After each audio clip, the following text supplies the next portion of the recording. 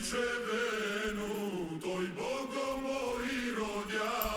Bogo moj rodja je najnadze imenca, najnadze imenca je prvnaze enjunca, prvnaze enjunca je gospodar Vosua, ju gospodar Vosua je gegvena modelija, deca na modelija, deca moje i rođa.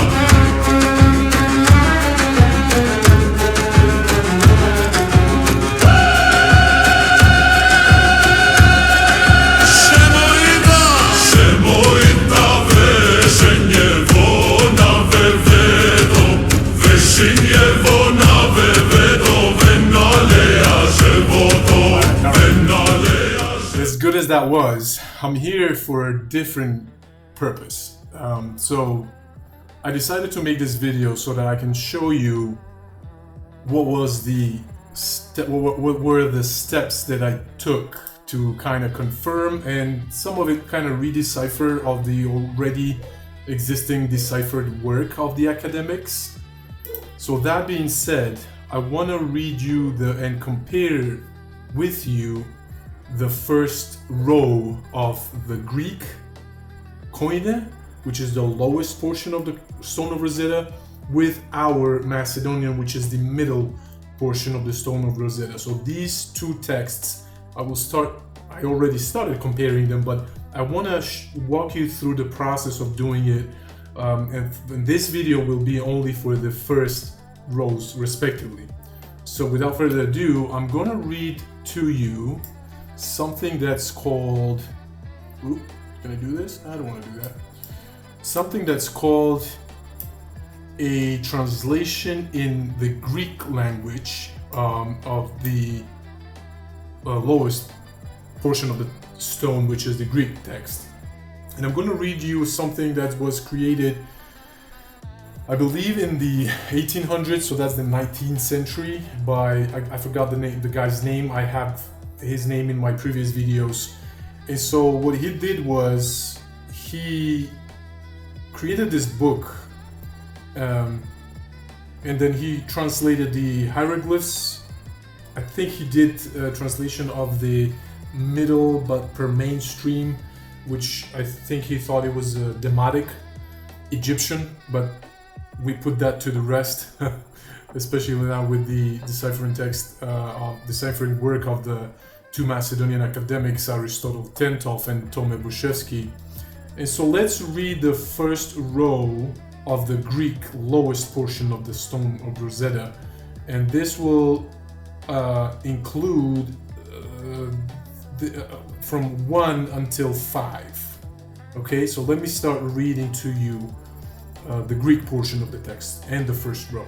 So that would be: in the reign of the young man, on his taking up the kingdom from his father, the glorious Lord of kingdoms, the establisher of Egypt, pious in matters of religion, superior to his enemies, regulator of life of men, Lord of the cycles of 30 years. I don't know what that means. I guess they did. Like Hephaestus, the great king, like the sun, the great king of the upper and lower regions, son of the gods Philopatores, whom Hephaestus approved, to whom the sun gave victory, a living image of Jupiter, son of the sun, Ptolemy immortal, beloved by Ptah, in the 9th year. Let me confirm if this is, so up to the 4th here is the actual first row of the Greek text, okay? And so, as you can see here, there's not much content here that's meaningful. I mean, all there is like praising and giving kind of like an intro of what's going on here and who's doing what.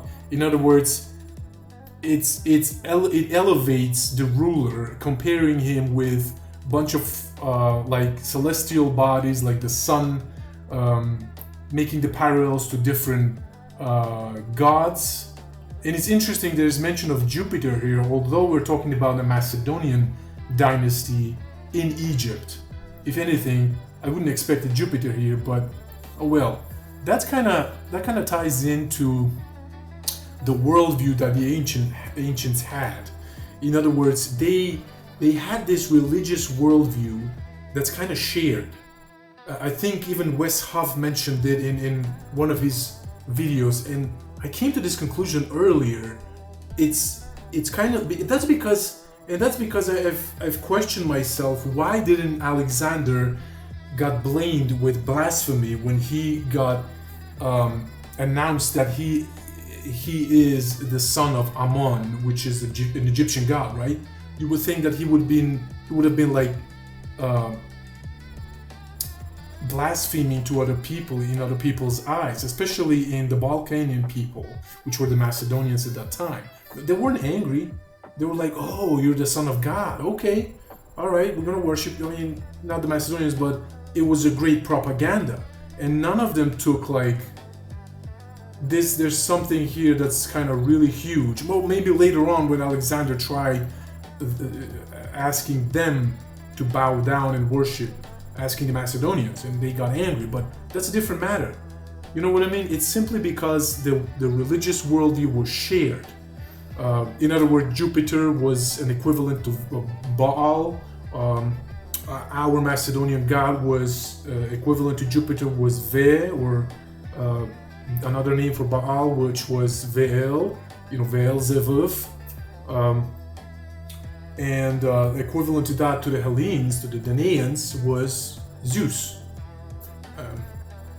Needless to say, Zeus or Zeus in Macedonian without the us addition is Ze, which means the sun.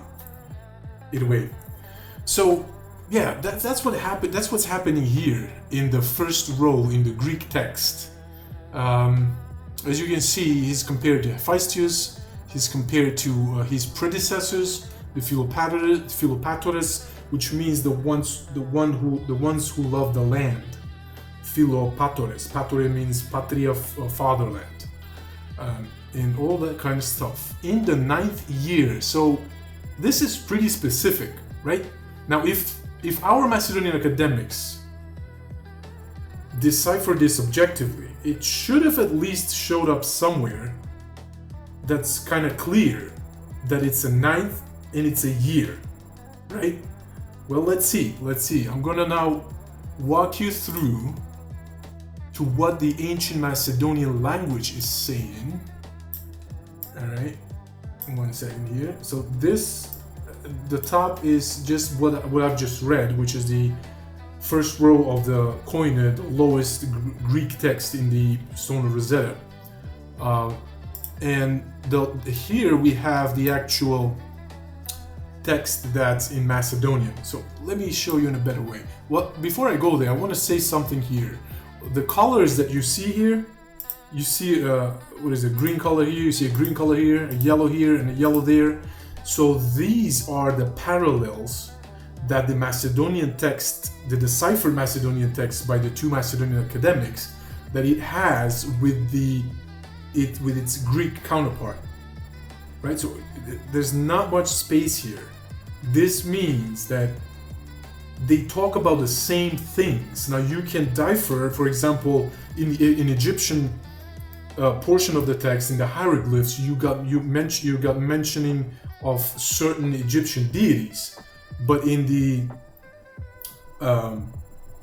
lowest Koine Greek text, this is for mainstream guys, you have the mentioning of the parallel Greek deities, Danaan deities. But here's the catch. Sometimes for the same Egyptian deities, you would get a different parallel of a different Greek deity, and so you have the same thing here. For the same Greek Danaan deities in the Greek text, you would have sometimes, not very often, but sometimes different Macedonian deities. But the function of that deity as well. For example, if a Greek deity is a master of certain functions, a certain Macedonian deity would be master of part of those functions of the Greek deity, and then another another Macedonian deity with a different function would be master of the same other function of the Greek deity. I hope that makes sense. I hope I didn't overcomplicate it. But anyway, I think you get it, guys. You're smart guys. You're smart people. All right. So let me show you. This is the actual first row. Let me zoom it up a little bit. This is the actual first row of the Rosetta, of the middle text, the Macedonian text in Macedonian, ancient Macedonian language, which is closer to Slavian than any other language, let alone Greek. There are similarities, right? And that's a different topic, but they're not the same at all. They're different languages. Also, the script nature is different. As I mentioned earlier, Macedonian script is syllabic. So it's really one symbol here, depending on which rotation position you find it in, carries a different vowel. And so these two rows here are actually this first row on the stone.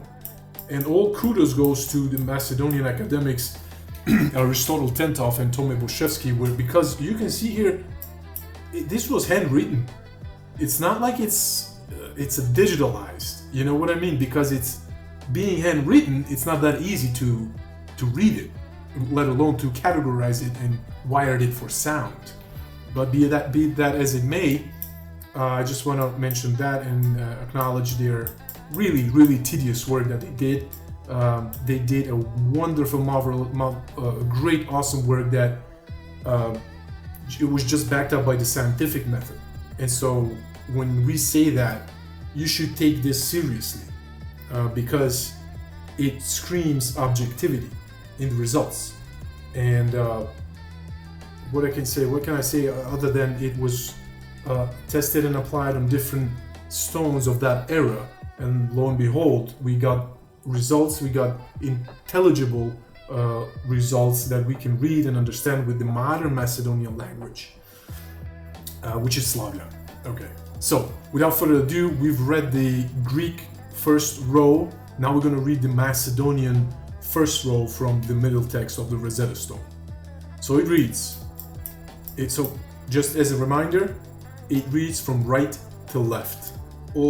Most ancient languages in Europe or the Middle East, right there, around that area, they read from right to left. Okay, so we got Yenaive na bozea, jo na ze nyanza, naize leina, momo.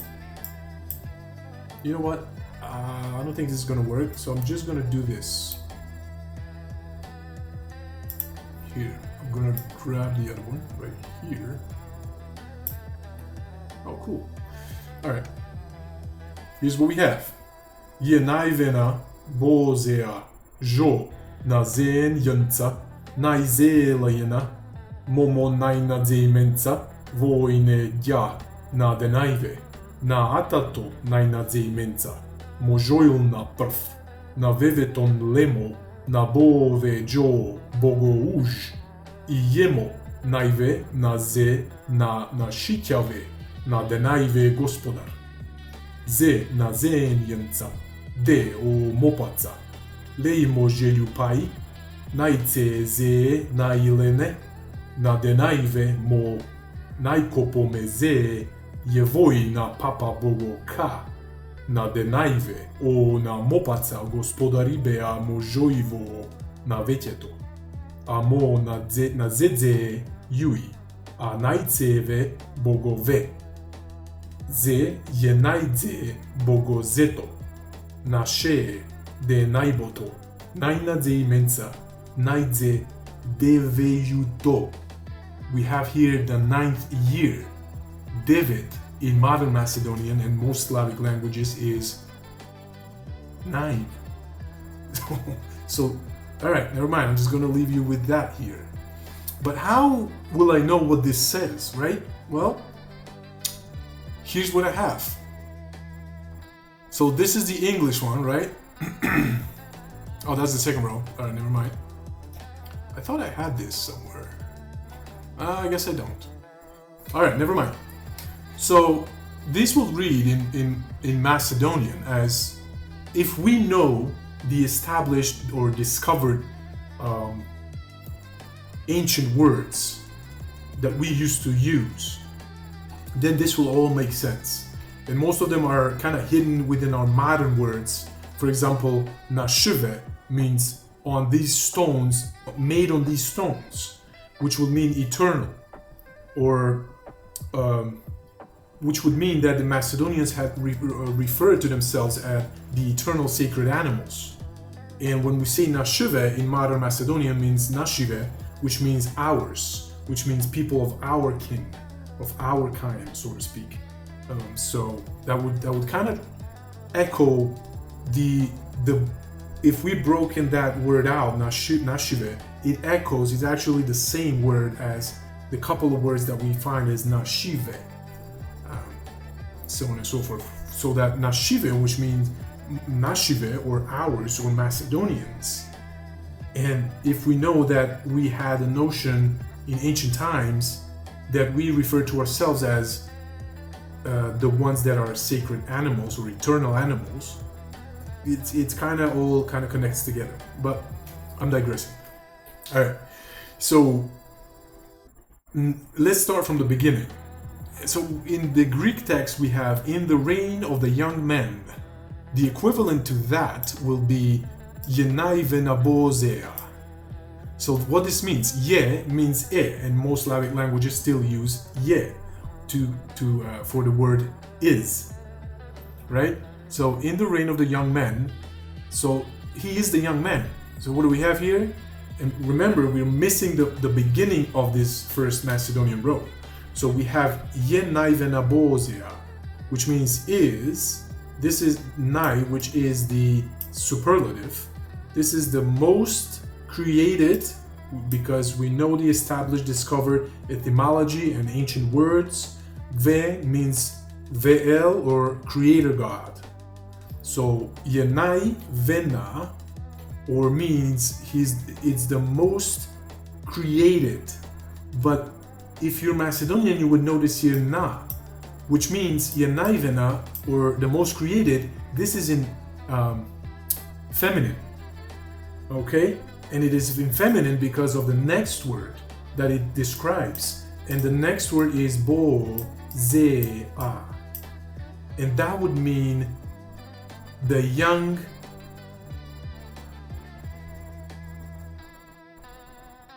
ze, the young, which is bo, comes from bebe, which is soul, but young soul.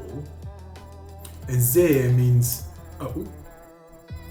ze means the moonlight, which means the mystical light. In ancient times, from the mystical teachings of Babylon even, the mystical moonlight, the feminine energy is very much incorporated in the mystical teachings, right? So in other words, this says that he is the most created, or the most let me say it this way, he's the most created young mystical soul in feminine, because also this ends in a. Most of the feminine words in modern Macedonian language, they end up in letter A, okay? And so there's one way of saying this. He is the most created, or the most beautifully created, because it's a superlative, young mystical soul. In other words, because we have this ve here, we can say he is the most Vedic young soul, or he is very much in tune of the Vedic teachings, okay? All right, so let's continue. So we have he is in the reign of the young man. We have he, maybe before that it says in the reign, and he is the most Vedic young soul. So he's the young man here, he's the young soul here, the young mystical soul. So it's much more descriptive in ancient Macedonia for some reason. They were much more, much more into that, much more, I want to say, what's the word that I'm looking for? Never mind. They were much more into that. All right, so let's continue. The next one is on his taking of the kingdom from his father. But here we have, this is where that is. But here we have something in the middle, which means jo, nazen, yunza. And this will translate as from Jupan in Macedonian, modern Macedonian. Jo is a protector of na zen, which will mean the ones that are mystical yunza, which means from units, which is correct me if this is wrong, but units in modern Macedonian is a young goat or young bull. I'm sorry, young bull. So young bull. So he's protector of the young bulls. This is, I know I said that most words end in a that are feminine, but this, like deca, yunza, also means plural here. All right, so that's that. But next in the Greek, as I mentioned, is on his taking up the kingdom from his father. And here we have naizelena, which would mean, so I have to go together here. Naizelena momo nainazi mensa voinegya na denaive na atato nainazi mensa. All right, so there's a bunch of there, but this is what it's actually contained in this Greek text. The Greek text says, on his taking up the kingdom from his father. The Macedonian text says, Naizelena momo nainazi mensa voine gya na denaive na atato nainazi mensa. Which means, I have it right here, let me translate it for you. Taking up last the land of the most bright name of this our Jah, of this our Egypt, of the Danaans, of his father, the most bright name, which was the title of Pharaoh. So he is pretty much saying the same thing. And let me break it down for you. Naizelena, which means Momo Nainadi Mensa, which means the land, Zelena, which in ancient Thracian records we have the word for land is Zemela. And Polybius says in his work that Thracian and Illyrian languages are Macedonian dialects. I don't necessarily agree with that, in a sense where I think that they were different languages, but they were kind of like similar, kind of like what today's modern Macedonian is with, let's say, Serbian or Croatian or Slovenian or Czechian or whatever. You know what I mean? So in that sense, I can draw the conclusion then that Naizelena means from Zemela, which means Zelena means land, kind of like earth, dirt. You know what I mean? Land in kind of like a country means Ia in ancient Macedonian. But Naizelena, which means the most land, the most beautiful land, right? With the superlative. So there you go. And Momo, this could be Nomo or Momo, which means the last. So the last pharaoh, Nainadze Mensa, or the most bright name, the last pharaoh, this Voi Neja. Let me just go. Right. So the last pharaoh, the land, the most beautiful land, the last pharaoh, this Voineja, this warrior of the Danaans, of Atato is father, because, and also Tato in modern Macedonian is father, of the father Nainadze Mensa, of the father pharaoh. So you see how it's kind of the same, but it's restructured differently, right? On his taking up the kingdom from his father, the most bright name, last Nainadze Mensa, the last pharaoh, this warrior of the Danaans, of the Hellenes, of his father pharaoh. So the land is of the last pharaoh, of the warrior of the Danaans, that belongs to his father, the pharaoh. Same thing, different structure because it's a different language, right? All right, so next we have here the glorious Lord of Kingdoms. Now, I don't necessarily know. Oh, okay, so Nabove Jo, is this the same thing? Aha, so we have the glorious Lord of Kingdoms. Not just one kingdom, of kingdoms. All right, so if you can see, the color here is light, what is this? Green or blue, whatever. And here the parallel is Nabove Jo Bogo Uj I Yemo Naive Ze Na Nashitjave Na Denaive Gospodara. So here it says that, I'm sorry, here we have Naveveton Lemo Nabove Jo Bogo Uj I Yemo Naive Ze Na Nashitjave Na Denaive Gospodar.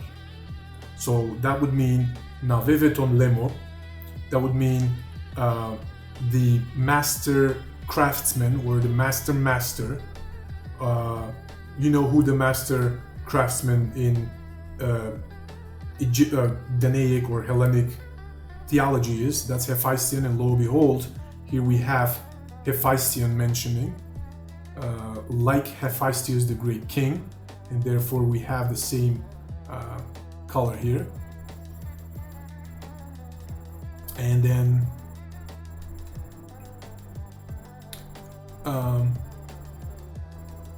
Nabove Jo, Nabove, which means on the young, on this of this young souls, is the protector. Nabove, that last ve is like when we Macedonians say, we add that when we're trying to point to something. Naovie, denaive, you know, when we're pointing to those. Nabove, on the young souls.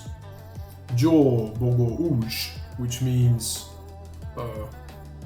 he is the sacred animal, like the god snake.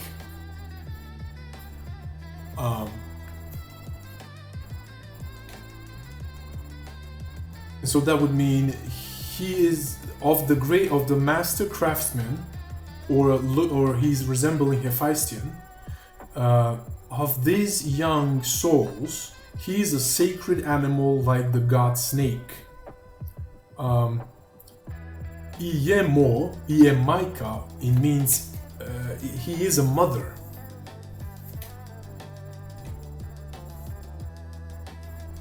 Of the most created, or the most beautifully created sons of our Nanashitjave. Kya, it's coming from Chaya, which means a pastor, or pastor kind of gatherer, husbandry, something like a husband, a protector. So that would mean Naveveton Lemo, which means of the master craftsmen, he's alike. Lemo is from Lichi, means like he's alike, which corresponds to Hephaestus. Nabove Jo Bogo Uj, of these young souls, he's a sacred animal like the god snake. Iemo naiveze na nashitjave na denaive gospodar. And he is a mother to the most beautiful sons, most beautifully created sons, and he's like a pastor gatherer of the Danaans. He's a lord too. So we say here that he is a glorious Lord of kingdoms, but he is gloriously described here as a lord of different types of people. So these Yemonaiveze, which means he is a mother to the most beautifully created sons, and Macedonians kind of refer to them as sons, which means like the brightly burning suns. And also, he's a pastor of the Danaans. So we have two groups of people here, which would correspond that he is a glorious king, a lord of kingdoms, or lord of other peoples. He is, the next in Greek is, he is the establisher of Egypt. And the parallel to this is, let me find it if I can. Well, that would mean, that would kind of correspond with the previously said thing, which is he's the last to gather up his kingdom, which means he's the last to establish the kingdom. Pious in matters of religion. Now this is actually contained in here, because when you say he is the most Vedic young bright soul, that would correspond in like whenever we say the Vedic teachings, we means that whenever we say that one is a Vedic young soul, that means that he is somebody that's pious in matters of the Vedic teachings, and so that's where that comes from, and it's a parallel to what the Greek text is saying here. Next is superior to his enemies. Now this is interesting because the parallel of this is this thing here, which reads Mojoil na prv. Now, if he's a superior to his enemies, we can comfortably say that he's described as a prime manliness. This is what Mojoil na prv means. In modern Macedonian, we would say Majovi na prva, but in apparently ancient Macedonian said it as Mojoil na prv. All right. So let's continue. The next is regulator of the life of men. So he's regulating life of men? Okay, what does that mean? In other words, this is what we have in the beginning here in the Macedonian first row, where we say he's jo na zeen yinca, which means he's župan na slavnite or na mesečevo-mističnite junci. When that in translation, this was modern Macedonian, that in translation would mean he's a protector of the glorious young bulls. Now, if he's a protector of the glorious young bulls, I think I can comfortably parallel this with that he's a regulator of the life of men. If he protects them, he regulates their life. He has something to say. He has the authority over their lives. Okay, Lord in cycles of 30 years. Now this is something that I don't see it in the first row. I don't even think that even our Macedonian academics saw that. Nevertheless, we can continue. Like Hephaestus the great king, and this is where that is, na veveton lemo, na likuva, na velikiot maistor, which is Hephaestion. That means he looks like the great master craftsman, which would parallel Hephaestus. And Hephaestus was the one with a hammer that makes the what you call the weapons of the gods, amongst other things. All right, next is like the sun. This is pretty easy.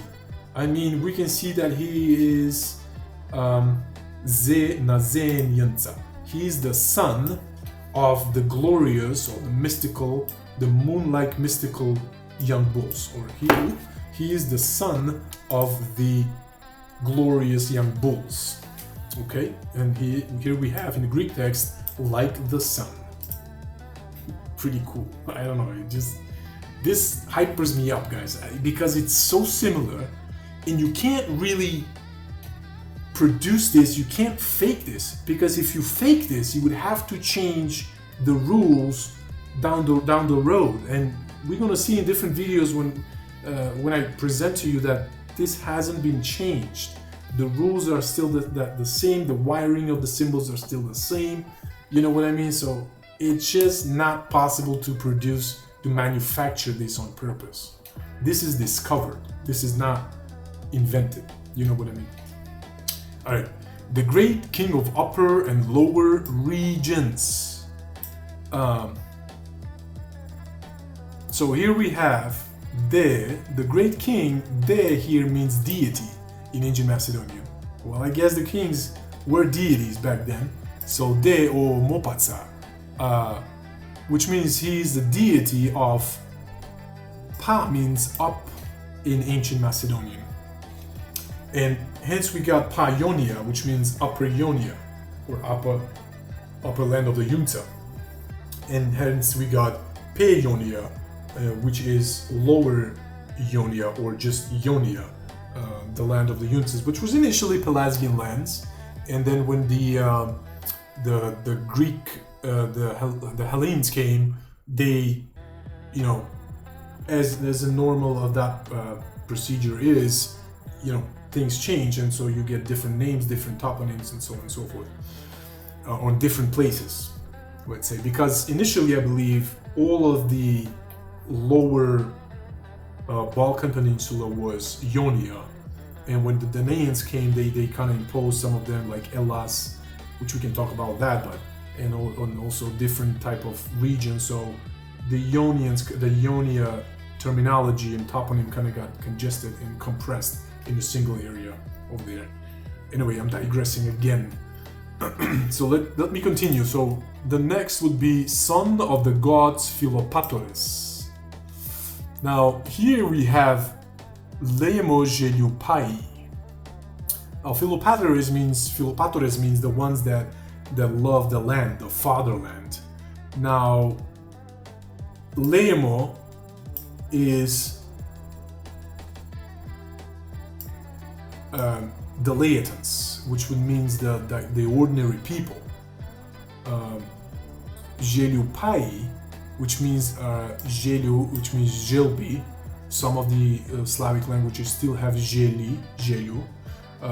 Pai is Pe, or Pai means already sung, which here would mean he is the already sung wishes of the ordinary people. Now this can be parallel to that he is the son of the gods Philopatores, which means he is a Philopator himself, which he was named like that. Because if he is the sung wishes of the ordinary people, which means he made those wishes come true, the wishes of the ordinary people, he means that he loves his land and everything in it. So this will be a parallel to the notion that he is a Philopator. Alright, the next is whom Hephaestus approved. We don't have to go into that. Alright. Leimogeliupai, which means he is the sung wishes. Pai, which means Pe in modern Macedonian. Geliu is Gelba in modern Macedonian. Leimo, laity, which means the ordinary people, so on and so forth. So he's Naitse. The next actually will be from the Greek text, whom Hephaestus approved. And again, he's already mentioned as the one that is the most kind of looks like the most the best master craftsman, which is Hephaestus. It could also mean Ve or Jupiter. So we'll put this to rest for now. So the next one in the Greek text is to whom the sun gave victory. Ooh. All right. So the sun gave victory to the Pharaoh, right? So let's see what we have here. In Macedonian portion, we have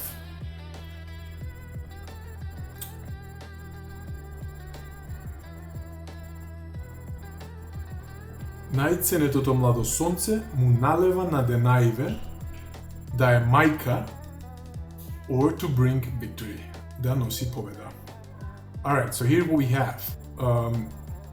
So this means that this is kind of like a propaganda, right? So he's saying that he's giving so much to the other peoples and things like that, but in essence, he's the lord over them.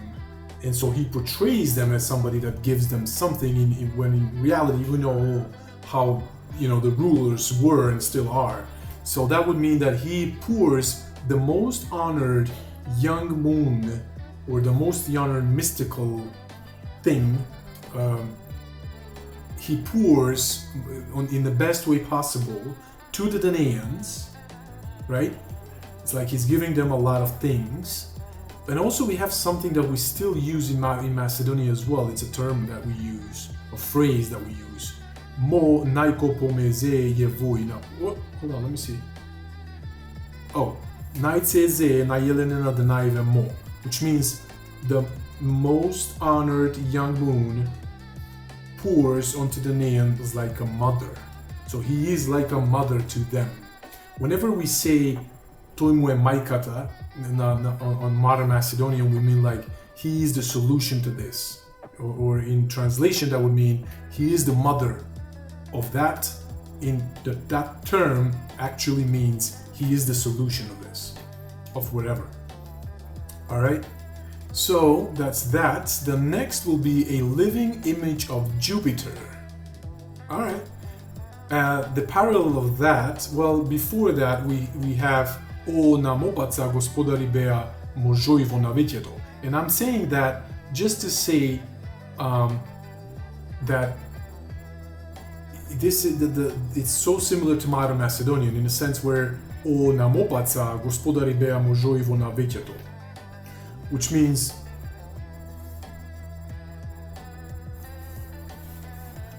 na denaive o namopaca gospodari bea možoivo navetjeto, which means of the Danaans, of the Upper Macedonians lands, the masters were the men of the centuries, which means the eternal men. This is what I mean when Macedonians refer to themselves as people that were eternal, so to speak. All right. This is something else that I don't think I found it here, but let me walk you through that before we continue to the next parallel. So, Naikopo meze yevoi na papa bogo ka, which means he is the most, ko is heaven. Hence we have Kokino, which is one of the oldest observatories in the world. One of the oldest observatories in the world. I think it's the fourth oldest observatory, astronomical observatory in the world, Kokino in Macedonia now, in Republic of Macedonia.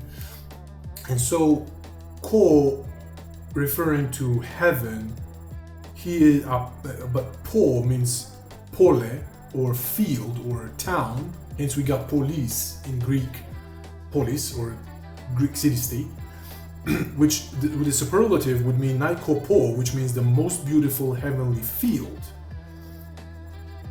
Is this young moonlight or young mystical guy, Yevoi, is this guy. He is also of the upper god Ka, which means the god of the heavens. Alright? So that's what it means. And this is really similar to modern Macedonian language. Some of it is hidden in the etymology. When we break down the Macedonian words etymologically, hence we find the ancient Macedonian language. All right. The next portion we've just mentioned, na denaive o namopaca gospodari bea možoivo navetjeto, or in Macedonian, na denaive na gornite makedonci, na gornite makedonske zemlji gospodari bea mažive na vekovite, which means of the Danaans of the Upper Macedonian lands, the masters were the men of the centuries, the eternal men. Amo nazede yui. What does that actually mean? What do I have here? Amo nazede yui. I know in ours, or of the mother, the most bright light. Her most bright light. Okay, let me see. And the great mother was the great light. Was his great light. Was her great light. Yui is kind of still sticks in somewhere in the Russian languages. I don't know the technical term for that grammatically, but I know that this means Amoi, Amo, the great mother, but the great mother, Nazeze, she's the great mystical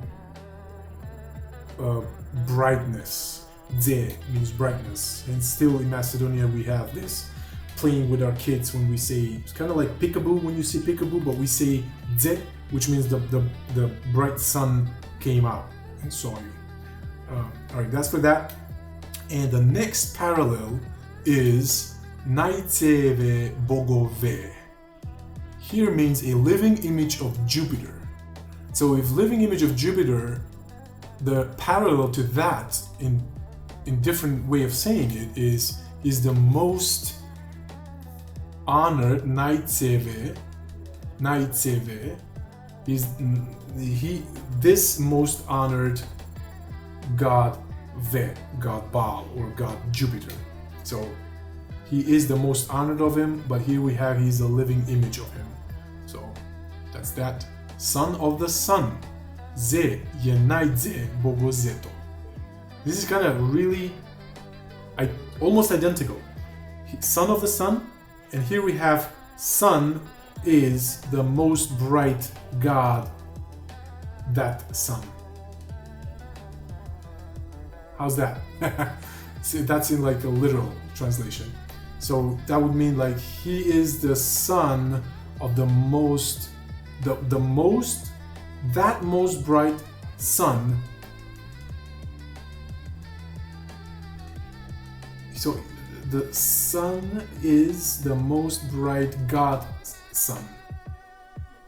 So son of the sun. Ptolemy immortal. Ptolemy, we have it here as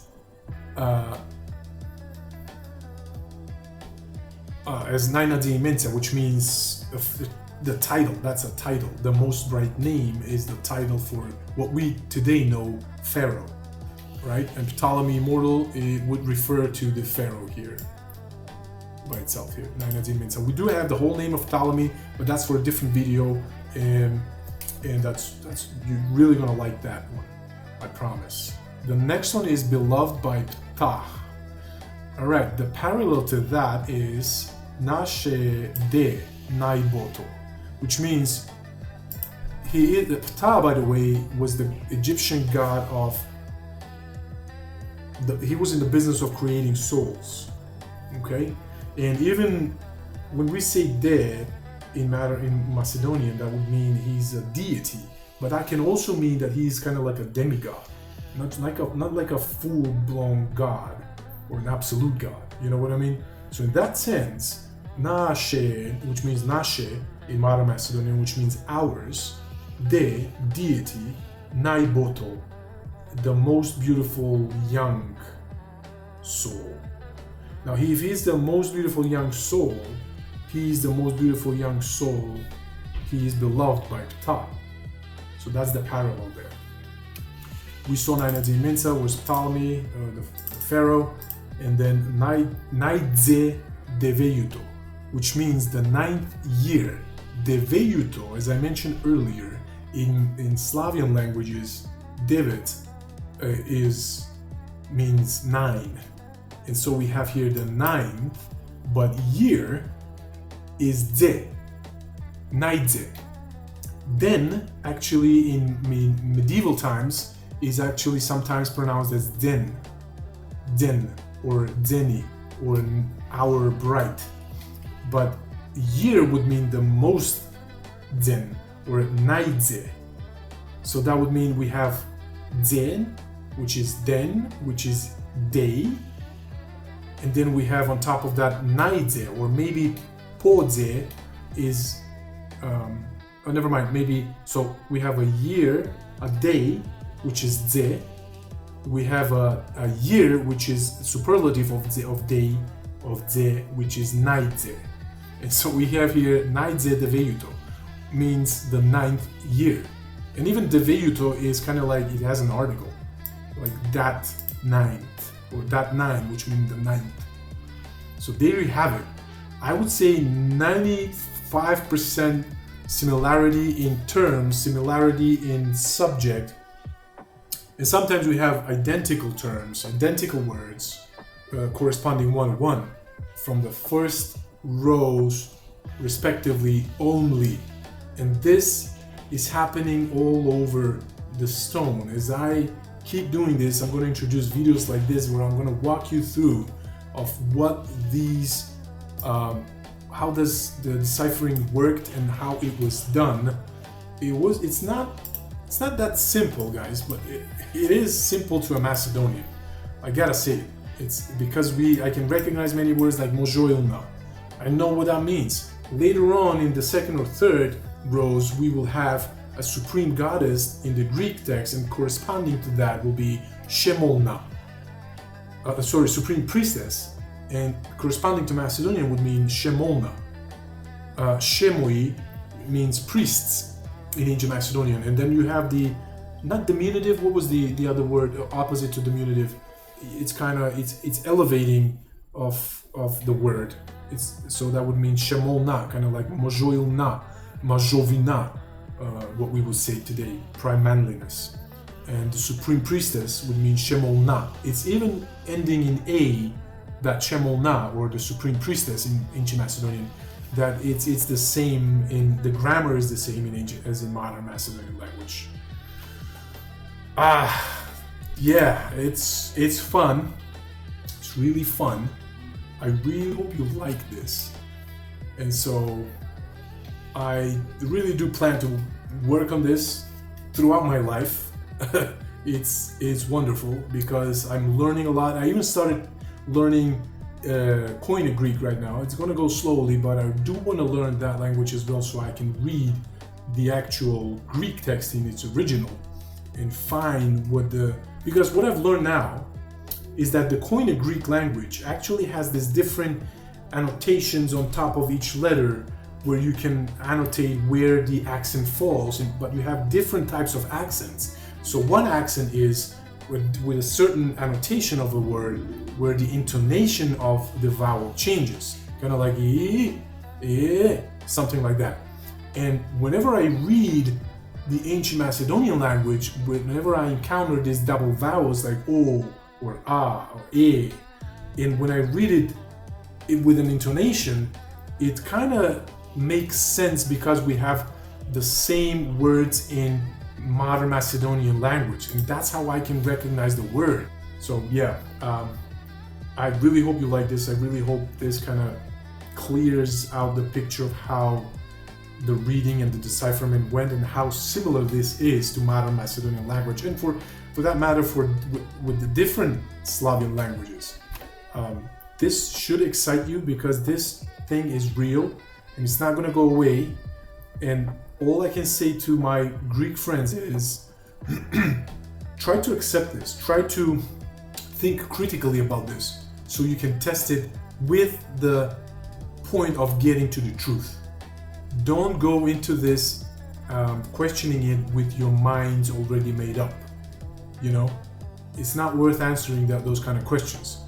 Be honest about it, because that way you're testing the actual work. And so far, what I'm seeing of the arguments that are coming from the other side, they're not that convincing that this is a forgery. This is not a forgery. It cannot be a forgery.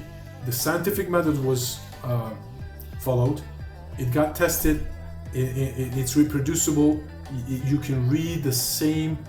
You would get the same results within the socio-religious context of the era, for example, of the stones of Canopus, because we can read the stones of Canopus just as we can read the middle text of the Rosetta Stone. So I'll just leave you with that, and I will see you next time, right?